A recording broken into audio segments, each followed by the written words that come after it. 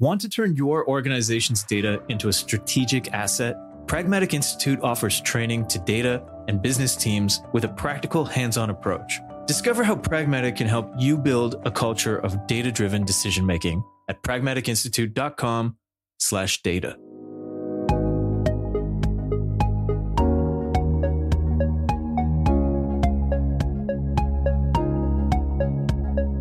Welcome to Data Chats, a podcast by Pragmatic Institute and the Data Incubator, where we tackle data topics and trends with experts, industry leaders, instructors, and alumni. I'm your host, Chris Richardson, and today I am sitting down with Mark Ross Smith, award-winning global airline loyalty industry leader.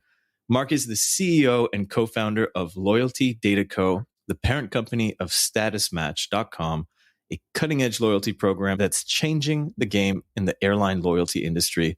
And he's also the editor of TravelDataDaily.com. Mark, thank you so much for joining me today. Chris, it's really good to be here. I'm not sure we're changing the game in the loyalty industry, but we're trying our darndest to do that. Well, that's what I hear. So we'll maybe get a better sense of that after talking about some of those aspects in detail. But I wonder, maybe just for people listening, if you could say a little bit about where you are now and how you got there. So what kind of experience you're coming into the game with and what you're doing, how you're spending most of your time now in relation to data. So we operate in the airline hotel loyalty industry predominantly. So it's travel and loyalty. So that's loyalty is, your points and miles, credit cards, your gold status, your platinum, all that kind of stuff, the fun stuff that people have when they're traveling. I got into this, way back in the day as a programmer. Actually, I taught myself, I want to build websites basically. And I thought, how do you do that? Because I had some poor experiences hiring some folks in some other subcontinents. And I thought, I'm going to build stuff myself. So, I learned, it was a while ago, learned like basics sort of PHP, MySQL kind of stuff. And then that kind of started the journey, into this space. And so, built a couple of companies in that time, built a social network as part of that. And in that time, I started traveling quite a lot for business, around the world, conferences, speaking at different events and stuff. And it was basically a freaking flyer. And, started loving that game. And I'd sold a social network business. We sold that in 2013. And I thought, how do I get free flights? That's the trick. How can I fly for free? Because I was spending so much money on air travel, what could I do from here? And so, I thought I need to work for an airline, right? I need to work for an airline. I need to create a product because, it's like when you can build something, you just build like anything tech, you build anything you want, right? There's no limits. So I thought I'm going to start building stuff for airlines and loyalty, based off knowledge that I'd seen in the telco business, which, in telco, a lot of really amazing stuff with customer data and, churn analysis and all this kind of stuff. And so how could airlines leverage that? Because I see they weren't doing it.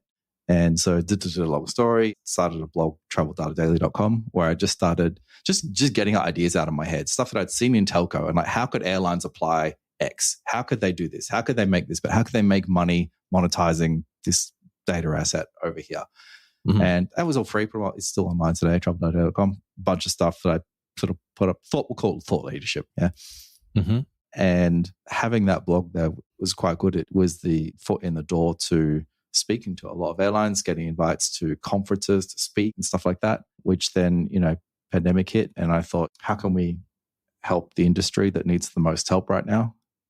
And that's when we started Loyalty Data Co. and Status Match is our primary product, which is high value customer acquisition for airlines and hotels. Since then, we've worked with 8 airline brands now. Emirates and Lufthansa are some of the big ones we sort of work with. And, I think we're doing pretty well at that.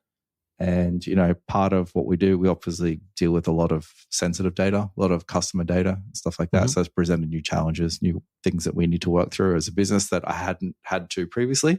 And that's how we got to today. Yeah. So I'm curious what that looks like over time. So you've actually seen some of the transformation, in particular with airlines and loyalty programs. What changes have occurred and, what are some of the key points that you've seen along the way? I made a comment at an event in person recently in London last week.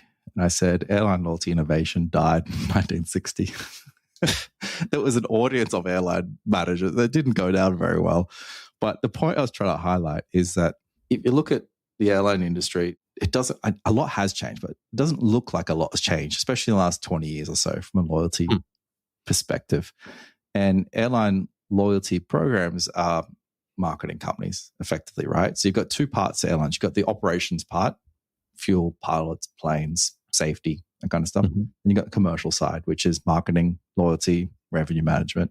This kind of the data stuff, the sexy stuff, yeah?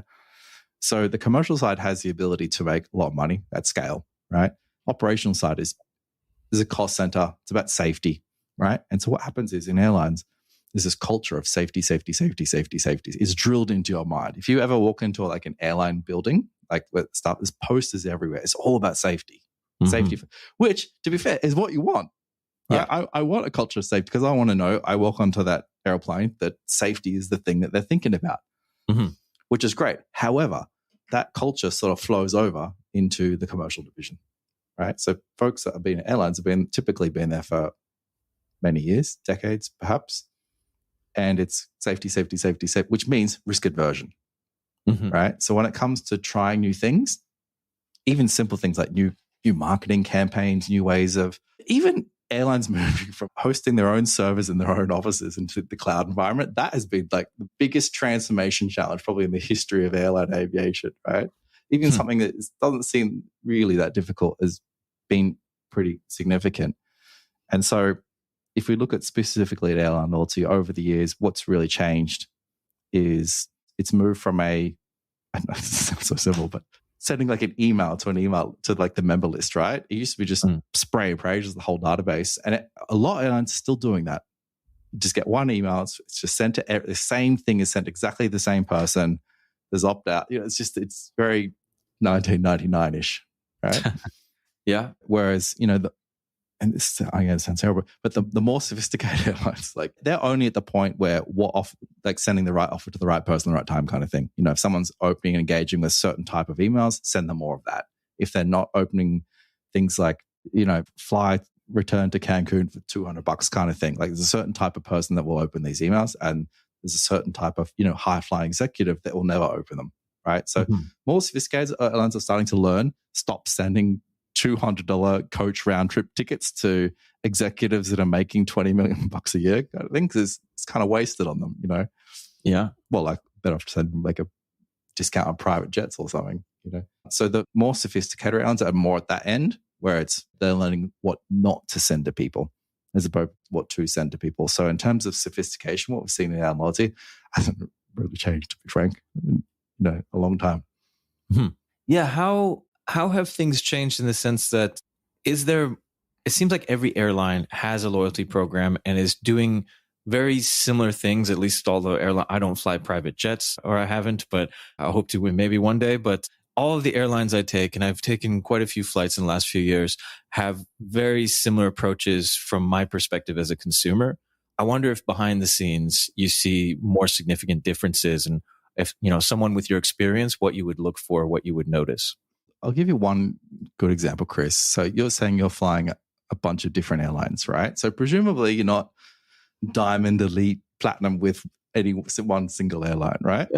That's true, yes. Well, you should aim for that because it's a good goal. I'll tell you what I'll call like the golden metric of airline loyalty programs, right? Which is share of wallet or share of spend, right? So, you're flying, let's say you're doing 10 flights a year. Right? You got a few business trips, you're visiting grandma, there's a few domestic things, nothing too crazy, right?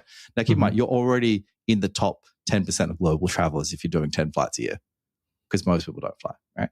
So you're flying with Airline A, and let's say all 10 of your flights are with Airline A, right? Call it, just for fun, say it's with Delta, right? And so your friend, John, who's an ultra frequent flyer, he's doing like 200 flights a year, always in first class. He's, jetting around the globe, doing all sorts of, spending $1 million a year on travel, right? If, let's say he's got 50 of those flights of the 100 he's doing with Delta, right? Typically, the airline would see John as a better customer than you are. I mean, he's worth more, right? But actually he's less loyal because there's only 50% share of his wallet is going to Delta versus it's 100% of yours. Right? So what that means is airlines, the sophisticated ones, would look at this and say, you know what, probably not going to get much more out of Chris because 100% of what he could possibly do is coming to us. He's very loyal. Tick. Whereas John, worth more, but less share of wallet. So start sending John offers basically to stop flying other airlines. If you do these two actions, you'll get these bonuses. And airlines typically know what drives folks. There's 3 or 4 things that generally drive behavioral change within members. So the 2 big ones are points and miles, right? So that's like generally through flights or credit card spend, you can earn points and miles, and that flows into aspirational travel, right? So it's I'm saving up miles so I can take the wife and the kids to Tokyo Disneyland and fly first class and that kind of stuff, right? So that's one driver. The other one is elite status. So that's the silver, gold, platinum you have with an airline. Airlines typically know what will drive certain people. Some folks don't care about points and miles because they're earning hundreds of thousands or millions of miles from their credit card every month because they have a business, right? So if you give people more miles, it's not going to move the needle much, right? Whereas status is an ego thing, and status drives all parts of society, right? That's why we buy fast cars that look good, because we want the status. That's why we fly first class. That's why we do certain things for the status. It's a huge, huge driver. So in the case of John, he's already got the status. So how would airlines incentivize him to move more share of wallet? And might be create a new tier above that he can't get yet, something he can't buy. So airlines are quite good at this, at money can't buy type experiences. And so as long as they understand what can affect behavioral change for each of their members, especially the folks at the top, because they have the ability to spend more. Once they know that, they know what to kind of send them. So, this comes back to share of wallet and percentage of share of wallet and spend. It's probably the number one metric for most airlines right now. I'm curious, from a data perspective, if in that example, right, if you were working at Delta in this example, you would have all of my information and half of John's information, theoretically. So how would you know, or what signs might you look for to read in terms of the data to tell you that John's only spending 50%? How do you know that's not, for example, 100% of his work? So they would have a central system that collects data from both internal and external parties. So obviously when you fly, they can tell where you fly, right? If you fly, say you live in Atlanta, right? You fly to London and then there's no return flight back. So that's an indicator that they've missed out on something, right? You clearly didn't drive back. You could have gone on a boat or something. Something's not really, you didn't fly them.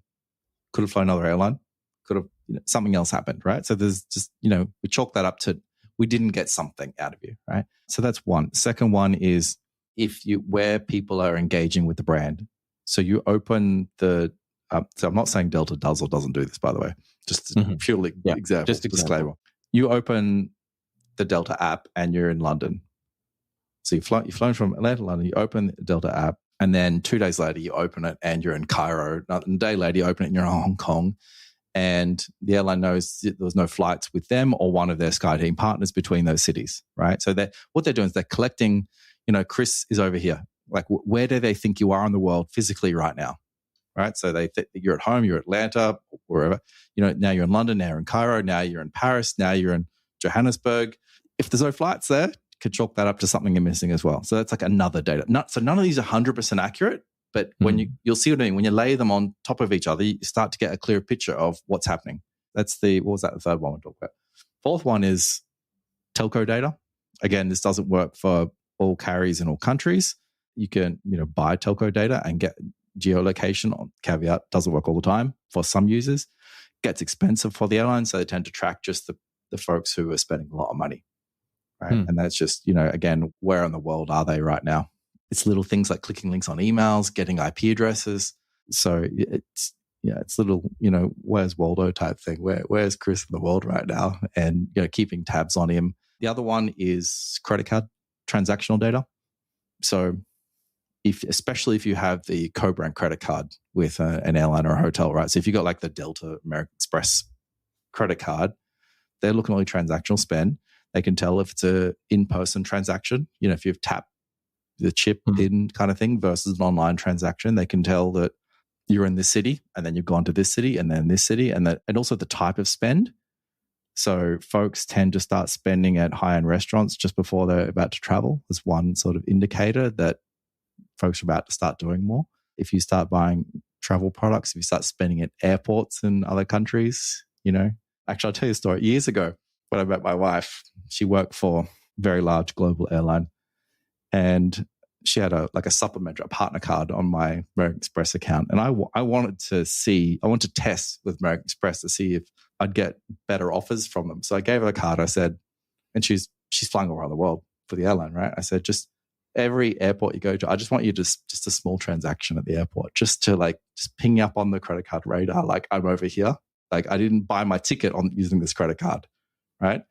And so if you looked at her travel pattern, it's just off the charts. Like who flies as much? Obviously, she's working for the airline, right? So she's not actually, paying for tickets to travel around the world. And that resulted in me getting more offers to, spend X dollars with this airline and get this bonus. So I got quite a lot of these things. So it's a bit of a hacking the system to try and get more points out of credit card spend. Interesting. Yeah, actually, that makes me think of something else I wanted to ask you about. So maybe we can jump into that. The different kinds of data analyses, the way that you can collect and the way that you can make sense of data. In this particular, scenario, we're talking about airlines and loyalty, but I'm sure a lot could apply in different ways. What are some of those considerations? Because one might be those kinds of situations where people are trying to get the most of their points. And I don't know if there's like a ceiling or something where they look for. I could imagine that on some level that could look similar to fraud. So there's fraud, obviously. That's one way that you can use data. But there's also people who are maybe collecting so many points that the airline is losing money. I wonder if there are different categories that you see frequently in this industry. Generally, they don't lose money when they sell points. In fact, most airline loyalty programs make so much money that as a business, they're worth more than the entire airline itself. And that's to do with the type of revenue they generate. So when you spend on your credit card, you earn those points of miles. Effectively, it's the bank buying those miles off the airline and then putting miles in your account. And you may not use those miles for 2, 3, 5, 10, however many years, right? So the airline, they get the cash up front, helps their working capital, and you don't use them for many, many years. So it's kind of a win-win for them. There's a thing called manufactured spending in the credit card world, which is, as it sounds, folks that they'll go, I'm making, this is a terrible example, but you go to Walmart, you buy $100 gift card, you put on your credit card, you pay with your credit card, then you get this gift card and you somehow sell it for $100 to someone else. You get the cash, you put it, deposit in your bank, pays off the $100 from the credit card transaction, and then you go do it again. And then again. And then it's not $100 each time, it's $10,000, $20,000, $50,000 at a time.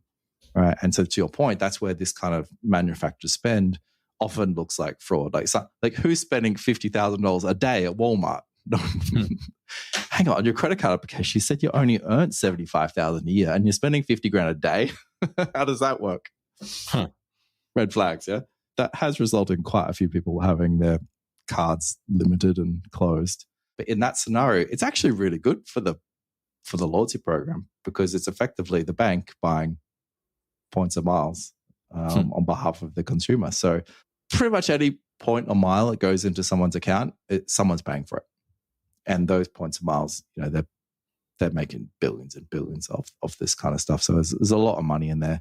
In that scenario, it's really about the merchant trying to protect their business as opposed to the loyalty program trying to protect theirs. But you get to a situation where everyone's making money out of the system. Like, do you want to stop it? Do you just let it slide? And how do we get more people doing this? Totally off topic here. I've totally forgot what you asked now. No, that's interesting. So I'm thinking about the different kinds of questions a data analyst or people working with data might be thinking about in relation to this. So, I mean, already you've said targeting key people, getting a bigger share of their wallet. I'm just curious if you have other common questions that can be answered with data or common things that you can look to data to find out. Like what kinds of questions are best answered when it comes to data analysis and loyalty programs?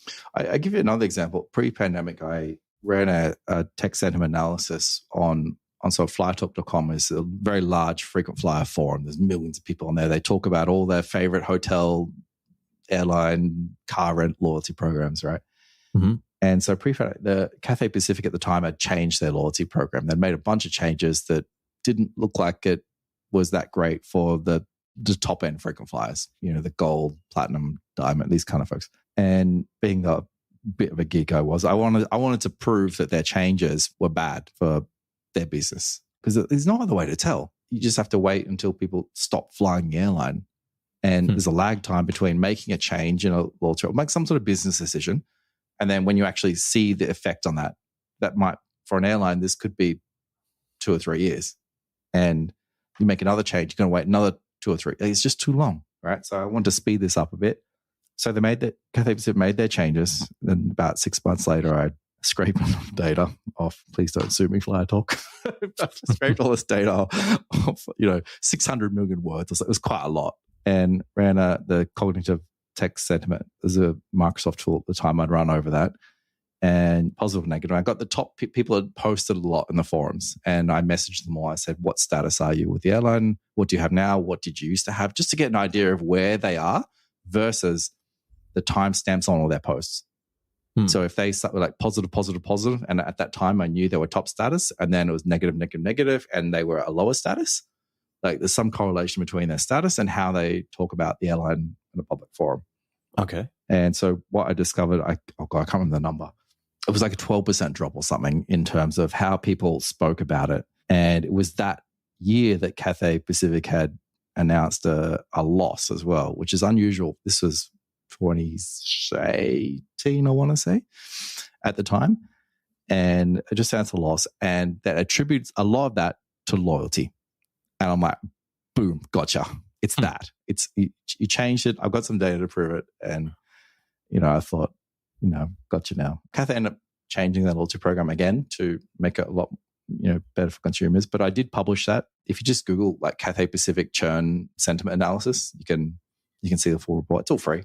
Okay, cool. Yeah, we'll put that in the show notes as well. Yeah. So, it's kind of a bit of a project I had to get that going. And I did that with a bunch of other airlines as well, just to understand how folks were talking about it. Because in airline loyalty, when you drop in status, so let's say you're a gold member and then the airline takes it away because you're not flying enough, right? So there's a bunch of people every year, this is pretty normal, they drop down. When that happens, there's a lot of like, screw you, I'm a gold member, I'm super loyal, you've taken it away from me, right? And like what happens at that point, right? So you get a bunch of social media stuff that not always friendly. And folks tend to disengage. They withdraw. They pull back a little bit. And so I think just like, other industries are really good at predicting churn using this kind of data. And airlines they're really just getting into this. So I think there's probably a lot airlines could draw from other industries. So if anyone out there wants to start working with airlines, there's an in for you. Predicting churn based on data, especially on third party data, like not airline data. If there was some other correlational link with something else over there, I'd be interested in that if I was working an airline. Yeah.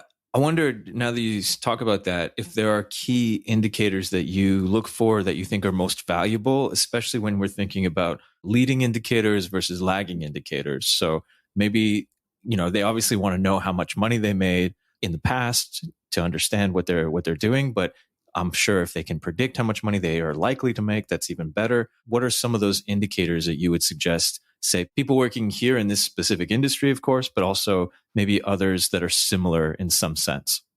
I talked about earlier about folks that are traveling, starting to spend more on like restaurants and stuff. So this is one of the things that MasterCard discovered in 2021, when airlines were looking at which routes they reopen, international routes they open up again, right? So rewind in everyone's mind, a lot of countries locked down, they were easing restrictions at the time.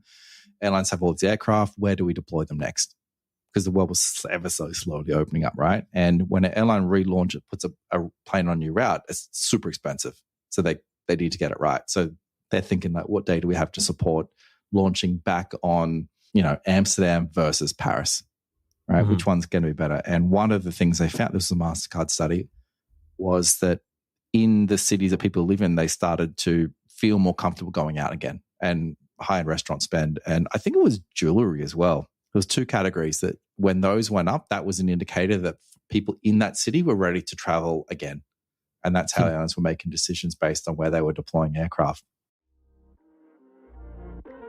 If you're ready to harness the power of data to drive business outcomes, Enroll in Pragmatic Institute's Data Science for Business Leaders course. Learn how to collaborate with data professionals, gain actionable insights, and solve problems with data. Find out more at pragmaticinstitute.com/data. Yeah. Any other markers that you've seen that are interesting? Data points that you would encourage people to look for if they're working in an industry like this? I think airline loyalty, I started off saying how they're closed for innovation a long time ago. I think airlines would be open to, so this is airline loyalty specifically, open to looking at different things because they're very much in a bubble in how they work in these, there's bubbles and there's silos, right? Mm-hmm. They're in both. And if anyone had a great idea on some other data that could be used, so I'm reversing the question back on you here. If someone else had an idea on what might be useful, I think airlines would be very receptive to that because they don't know what they don't know because they're in these ultra silos. They're not really looking at this. And this stems from, years ago when, big data, machine learning, all this, you really sort of data is the new oil. When all these buzzwords came out. Yeah. When was that? 2014 or so? I think they're still floating around. Depends what circles, right? Right. The first wave of it years ago, when that came out, there was a lot of, airlines need to do it for these three reasons. One is to optimize flight times and stuff, all that kind of cool stuff. But in the marketing side, and the loyalty and personalization and pricing and this kind of stuff, they got a bit burned, I want to say. And so there's been a reluctance to really invest in anything that doesn't make a lot of sense.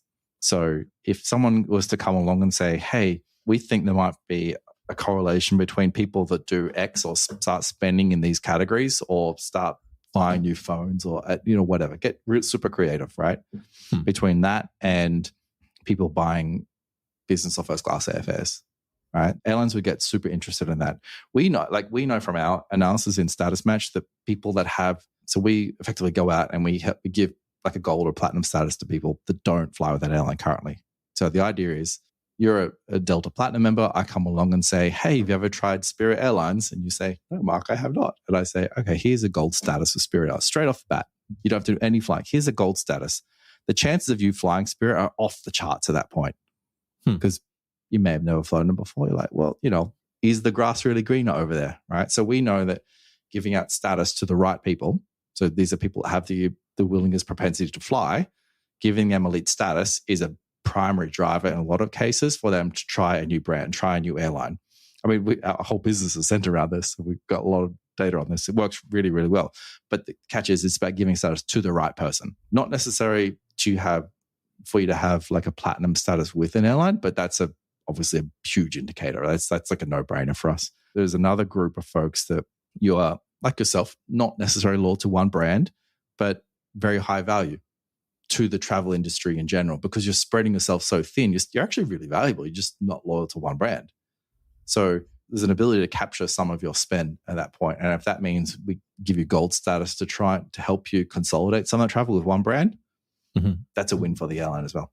I wonder if you have seen anything or if you have any thoughts on the idea of like an elite status. So by definition, giving it to fewer people, right? Or making it difficult to access, versus if you could give this elite status, like you just mentioned, to everyone who is going to fly, then they might be willing to travel more, but it kind of dilutes that idea of an elite status, right? Is there kind of an optimum number or way of thinking of that? I'm thinking specifically like I used to travel more. Well, I still travel, but I used to go to these airport lounges. And when I had my first credit card that gave me access, I was all happy. But then now it seems like those things are just as full as the food courts and everywhere else because everyone gets that with their credit card. So, it obviously dilutes how good it is to get airport lounge access. But I would imagine, that kind of thing translates to gold status, platinum status, things like that. So are there ways to measure that or think about that?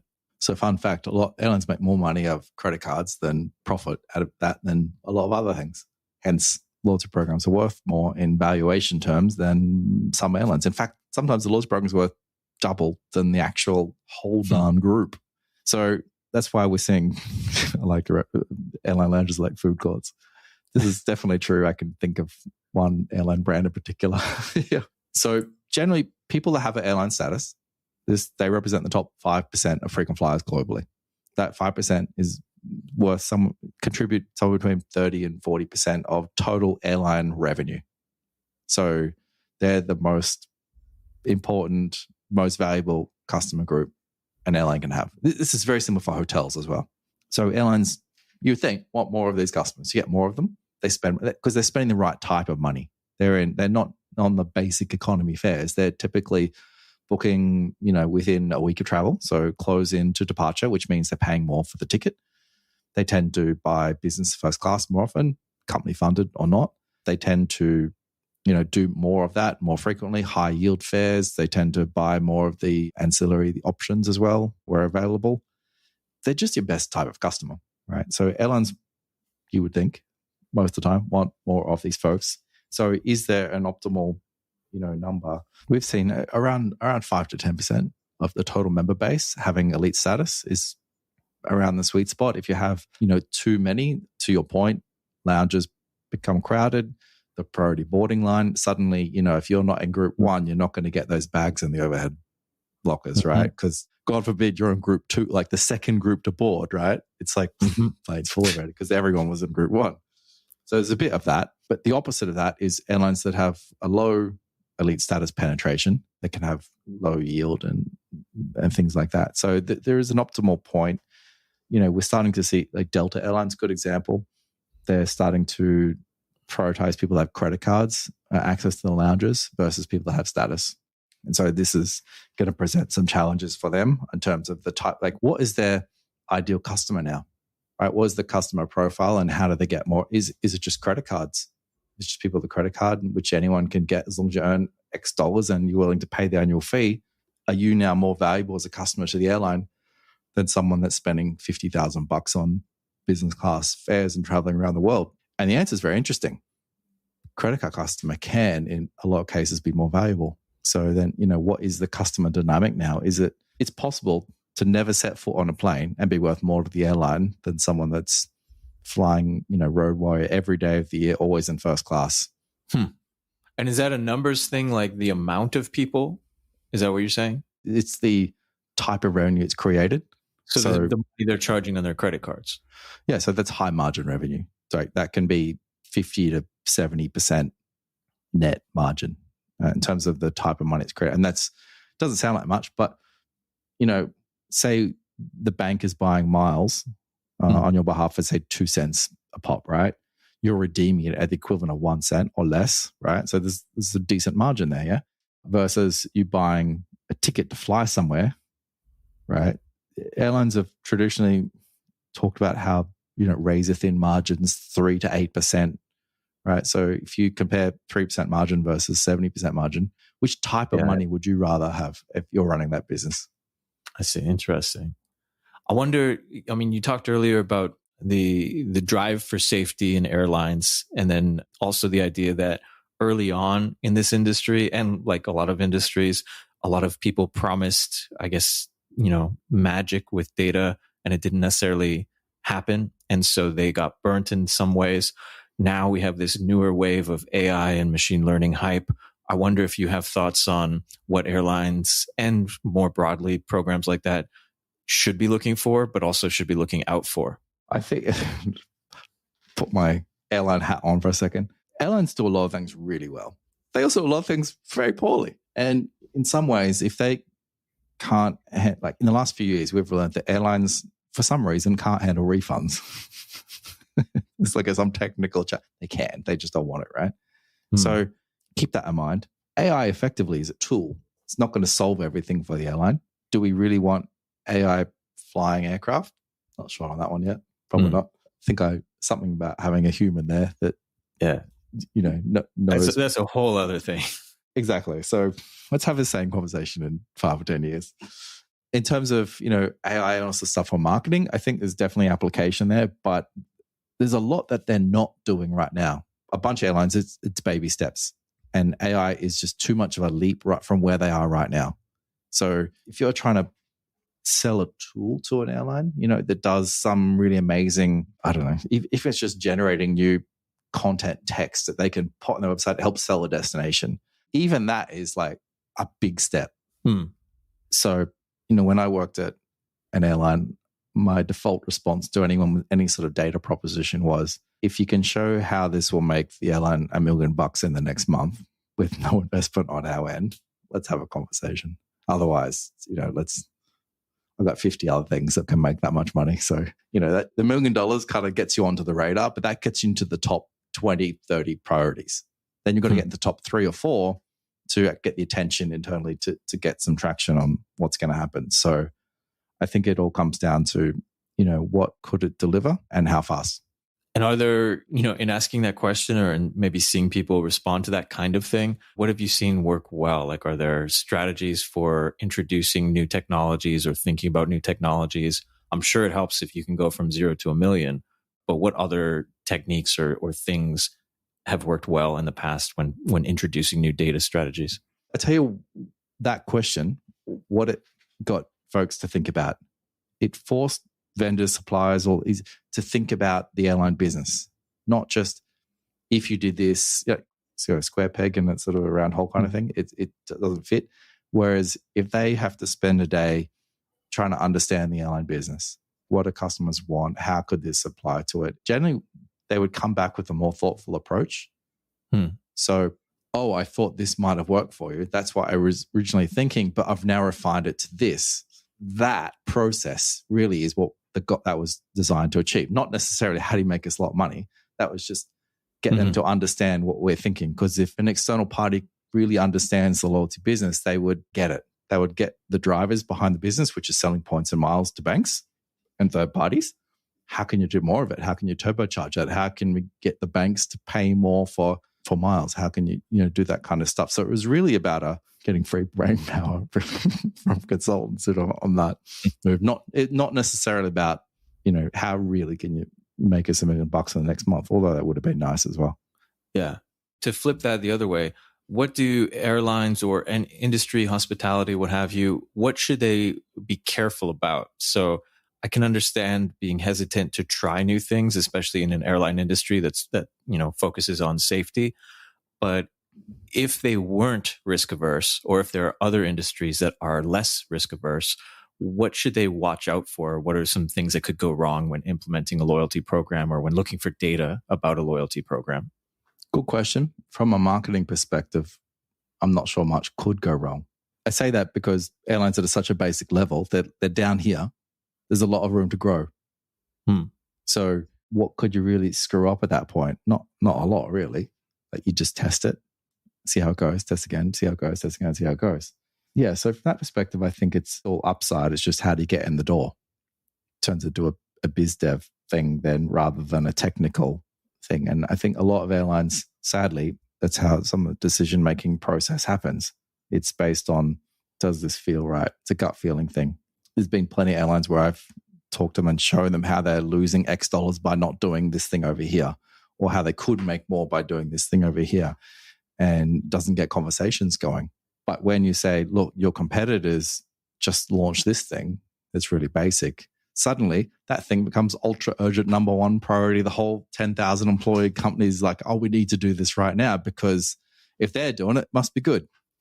So I don't really see many risks on the surface of trying something new that's so data driven like this. But sometimes I think it's easier if there's a leader out there, someone doing it first, because airlines tend to like to copy each other.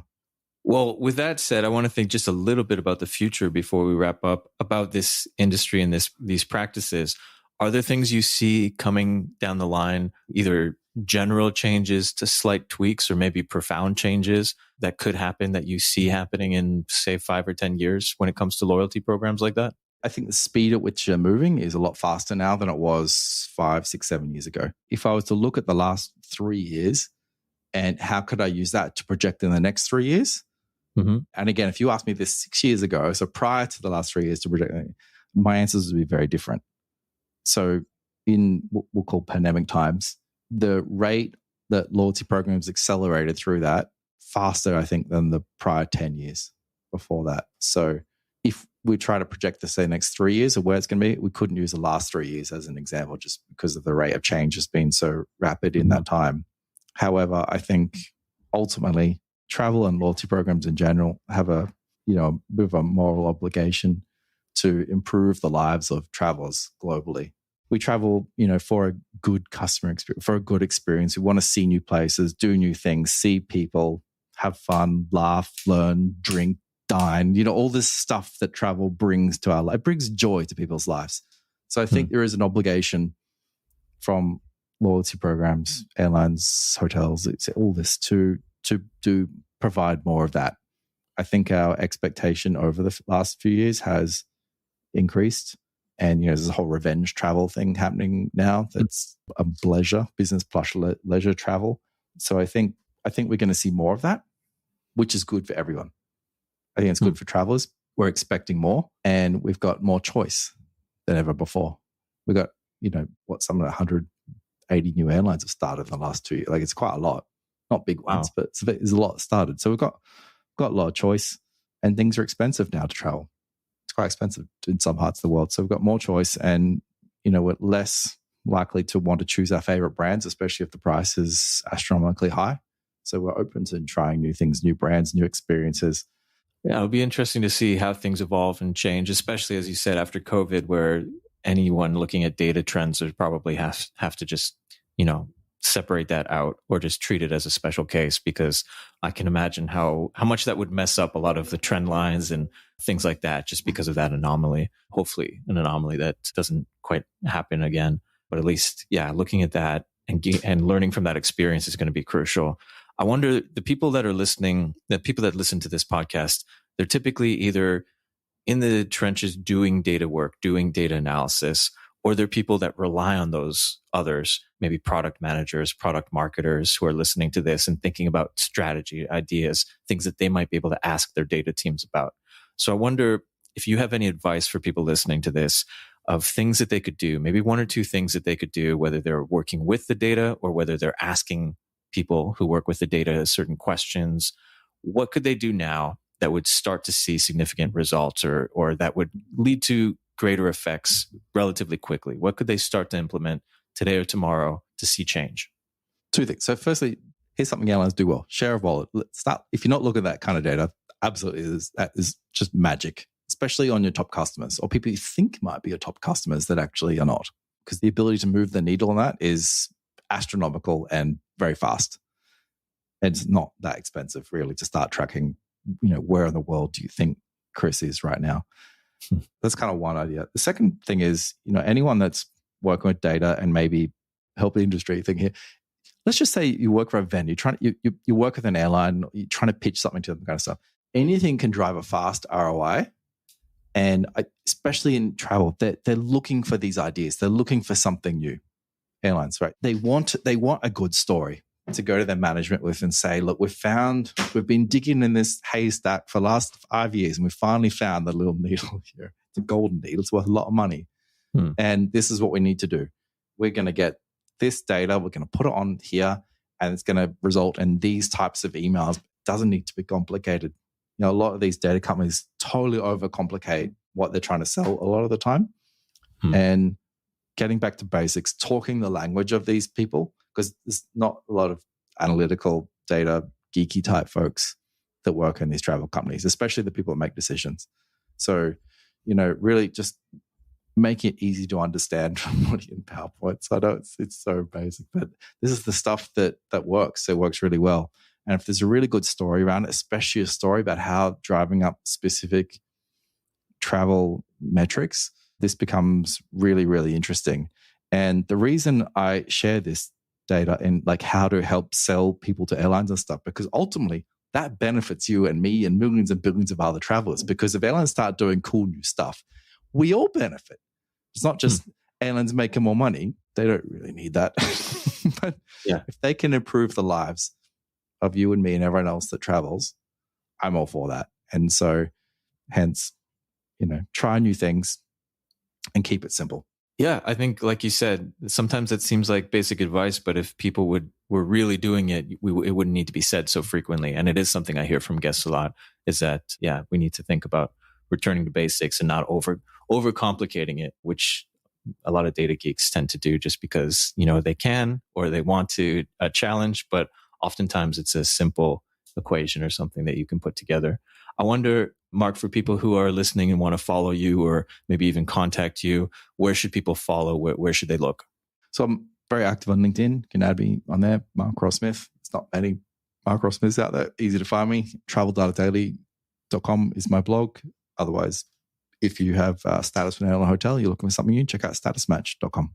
Perfect. Well, Mark, I really appreciate your time today. It was really interesting hearing your views and about your experience. And I just want to thank you for joining Data Chats.